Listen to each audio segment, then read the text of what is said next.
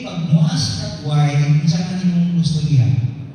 Goals and objectives. Meaning, okay, question. Why are you holding an event?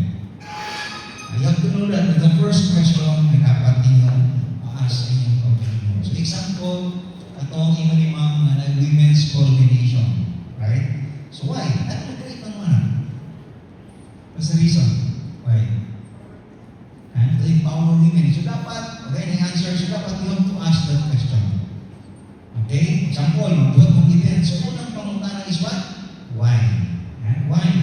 Why are you holding an event? So you can mag-note mo ani kay namoy praktiko mo niya. Buhat mong event. So ask this question. Number 2, what is the objective and the purpose? Okay, example katong women empowerment night. So what's the objective ng mga? What's the purpose? Okay, wala lang. Feel ko lang. Diba? So dapat yung to know that. Okay, because these are the questions if ever you will be asked by your superior, dapat kabalo ka. Okay? And it has to be in writing. Hindi siya pwede nga, okay, asa mo niya, nakatago lang sa cellphone, iPad, or anything. Yeah? So, proposal ko siya. So, mali pamutana. Okay? Diba, mag-proposal mo ni ma'am, you'll be proposing to your, so, pamutana lang kaniya. So, mali ang question, why? Ano mag-event mo ka? Okay? And number 2, what is the objective of this? What's the purpose? What's the purpose? Okay? Is the event intended to be a fundraiser? Fundraising ba ta? No? Awareness ba siya o celebration? Celebration minimum. So dapat kabalutaan. Okay, number 9. Question, is there another way to meet the same objective? Baka hindi yun ang sagot sa gusto natin.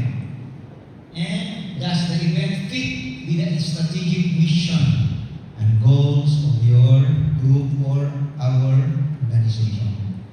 Okay? So again, the first question is why? So first, pangutana, why? Okay, why?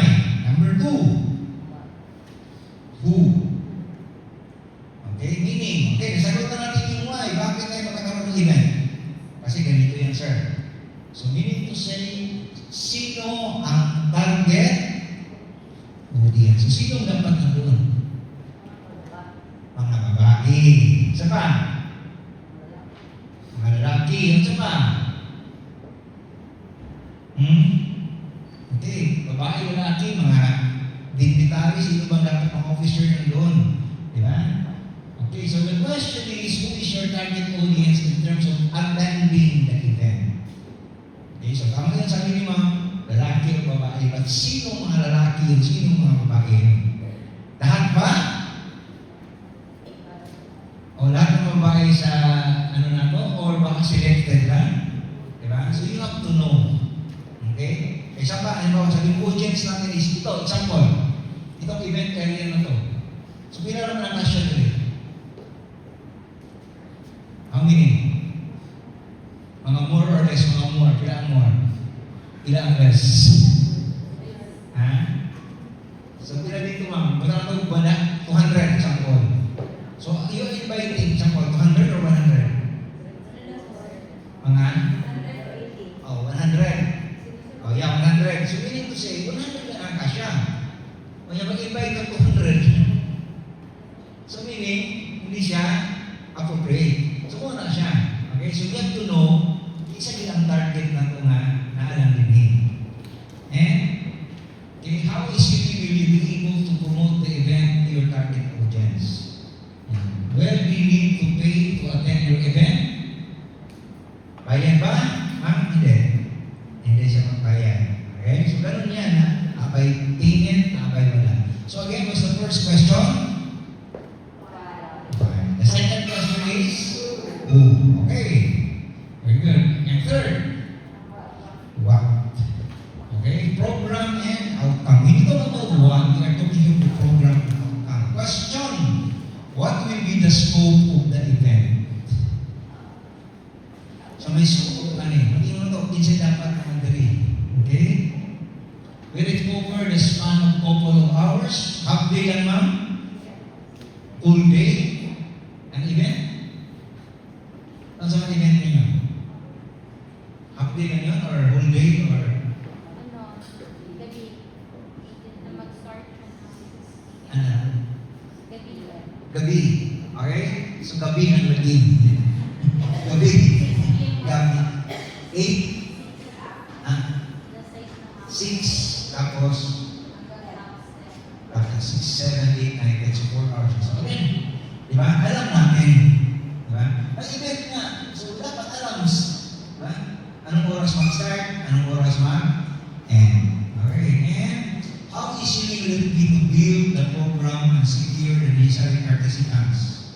Okay, kailangan ba ng speaker? Kailangan ba ng mga dignitaries na dito? In your case, anong mga na dapat nandito na dapat these are really the audience na nakaupo dito? Sino-sino yan? Yan.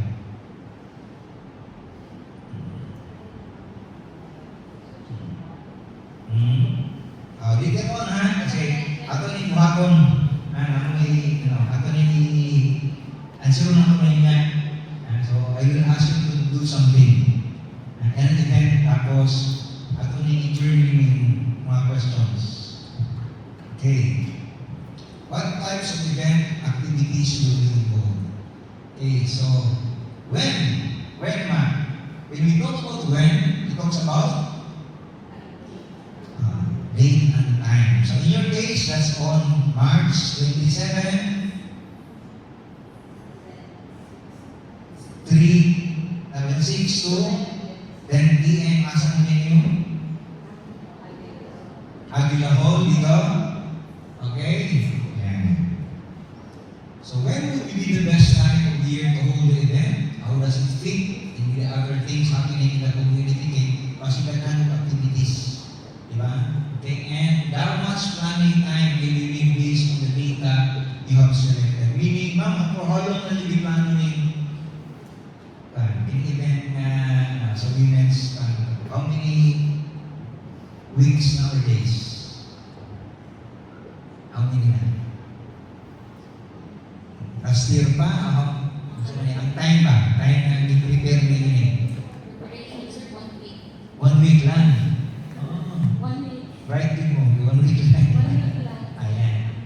Sige, so again ha, ilan pang 1 week? Ha? Ilan pang 1 week? Hindi. Okay, pagtan eh. Ilan pang 1 week sa planning for ilan ka audience mo mga atong target? 100? Ilan ka pang factory na sa agila? 1. Ano ba yung participants namin, sir? Mga nasa 152. 152. 52. Okay, so 152. Okay, so dapat 1 week preparation.